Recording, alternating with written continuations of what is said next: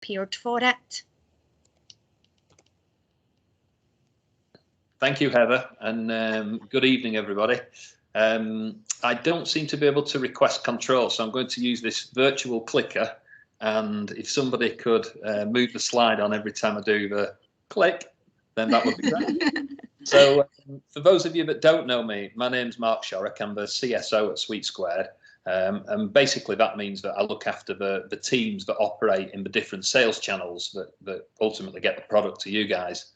I've been in the industry since 2004, so this is my 18th year in the hair and beauty, or 17th year in the hair and beauty industry.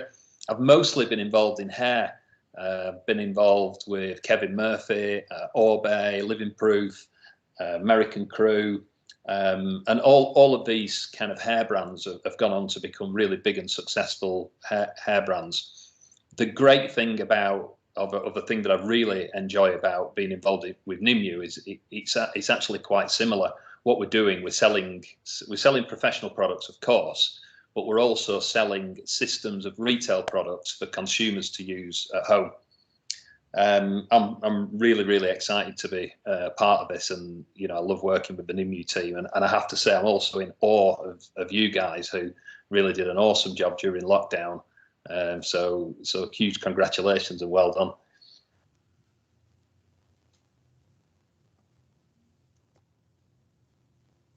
Are you watching, Heather? Okay, so I'm going to start with a question, and I've got a couple of questions tonight. I'll give you 30 seconds just to answer them. And the first one is, when did you start to plan your Christmas activity? If you just want to type quickly in the chat, that'd be great. Let's see how prepared you all are.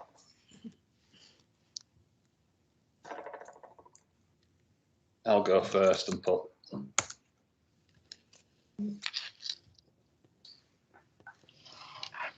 Yeah, you're with me, Sarge. So while you guys are just doing that, so many of the bigger kind of companies out there get planned well in advance. Someone like Selfridges is a huge, as you know, a huge retail business. They'd be planning Christmas in January. Cult Beauty, who is a kind of different business because it's online. We don't have maybe as many things to navigate in terms of store planning. They'd be planning Christmas from March.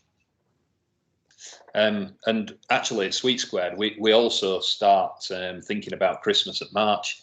I can see lots of people are talking about kind of like October, September, and that's the norm actually. But we start planning Christmas in March so that you guys don't have to.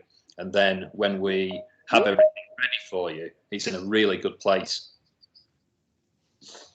So let me ask you another question. When do your customers start to think about Christmas? When do you think your customers are starting to think about it?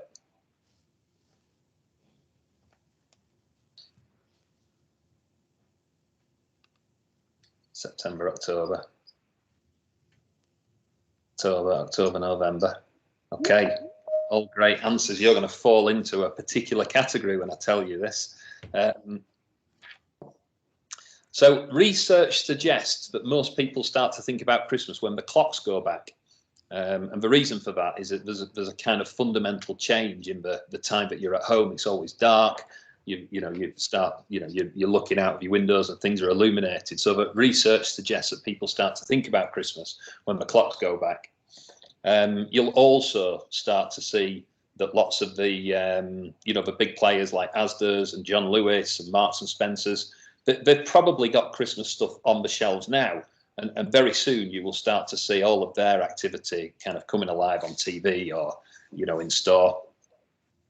And finally, the one thing that definitely triggers Christmas is school half term, because as soon as school half term is over, you've got bonfire night, and then everybody is in Christmas mode, and that's actually not very far away. It's probably about 3 or 4 weeks. So, in 3 or 4 weeks, we will be in mainstream Christmas. So here's some stats for you. Consumers spend £150 billion on Christmas, and that's in the quarter three, which is the 3 months leading up to Christmas. And each person buys between 10 and 15 gifts.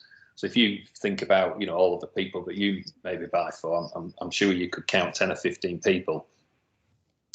But crucially, 55% of buying decisions are made in October. So looking back through some of the chats, there's lots of people that fall into that 55%, and you guys are the prepared ones, because, you know, not everybody does, but 55% of people do, so more than half. And 43% of people are completely done with Christmas by November. I want to tell you why some of that's important in a minute. The great thing, and this is a really important graph, because this is a prediction of how the clever people that kind of do analysis and statistics, this is how they predict Christmas will roll out for hair and beauty. And actually, it's the second highest performing category after apparel. So health and beauty is going to have a 6.95% growth on 2020. Despite everything that's happened, you can start planning for a really good and a really strong Christmas quarter. So get prepared. So why is Christmas important in beauty? Well, Christmas is important for lots and lots of sectors, but the beauty industry particularly puts a lot of effort into Christmas, and the reason for that is that the Christmas activity and the gifting is all about building retail business. So if you think about your customers, your current customers, it's a great excuse to extend their range of products, and it's also a great opportunity to get new customers through the process of gifting. Gifting at Christmas does mean repeat purchases and potential service clients. So if you guys do a good job at Christmas, when the contents of the packs become depleted, there's a very, very good chance that they will, you know, go ahead and buy those products from you again. For busy skin professionals, and I'm sure you guys are all, you know, very busy with busy columns, the single most efficient way for you to increase your average revenue per client is to sell them gift packs, because it doesn't take any additional service time. It can be done as a consultation during the process, and it is without a doubt the most efficient way that you can increase your average revenue. So why is it important to act now? Well, over half of the buying decisions are going to happen in October.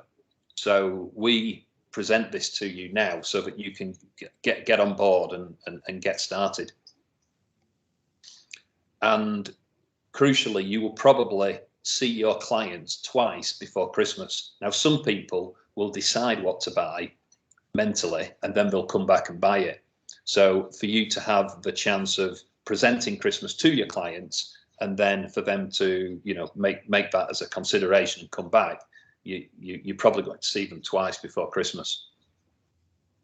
And also, Christmas is not just about gifting. The evidence suggests that people are a lot, whilst of course they're buying for, you know, for friends and loved ones, they're also in the mindset of treating themselves a lot more during this quarter. It's all to do with the psychology around spending. They know that they're going to be spending money, so they're a lot more likely to be spending money on themselves as well as spending money on gifts. And excuse me. And the gifts that you see tonight, you'll see, whilst they're fantastic gifts, they also could suit a good proportion of your current customers that just want to treat themselves. So here's some top sales tips, and some of you guys will probably do some of this already, but you know, if there's just one thing in here that's useful, then, you know, hopefully you can take it and implement it. The first one is get the packs out on social media. We've seen salons in the past sell an awful lot of packs by promoting them on social media, promoting that they're in limited numbers, and asking people to direct message and reserve them for them. Build an amazing display. So if people walk into your salon and they see that there are gifts available, they'll know that you're serious about Christmas. And the amount that you sell from a retail display is directly correlates to the amount of space that you give it. Hold a Christmas event, client events, and it's great to invite your clients, offer them a +1. Maybe they'll bring people that people that maybe don't visit you for services. So it'd be a great opportunity to hold a Christmas client event, and I'm sure we can help you with that. Some of our partnership managers are great at that type of thing. Make sure that you put price lists. You could consider doing vouchers or like a treatment service gift card into the gifts, and then the potential then is that the person that's the recipient of the gift can come back and see you.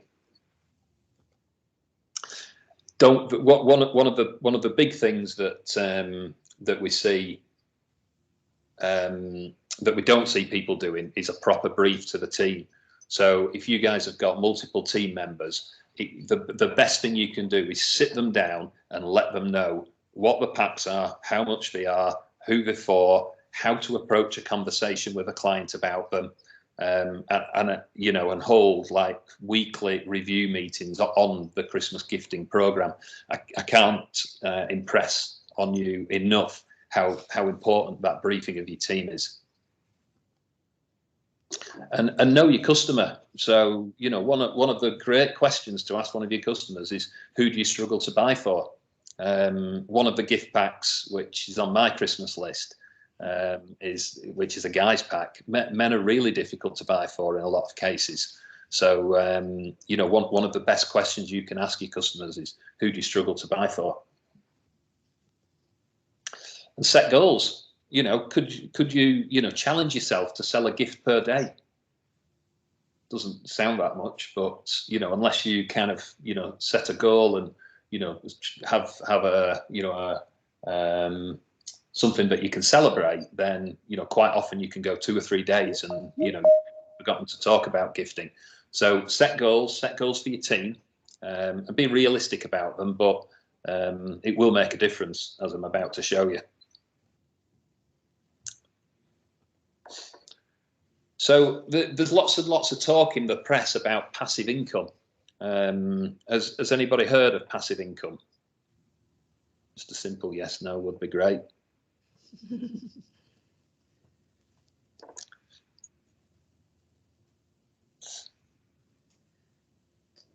Okay, well, passive income is income that you get without having to directly resource something on a daily basis.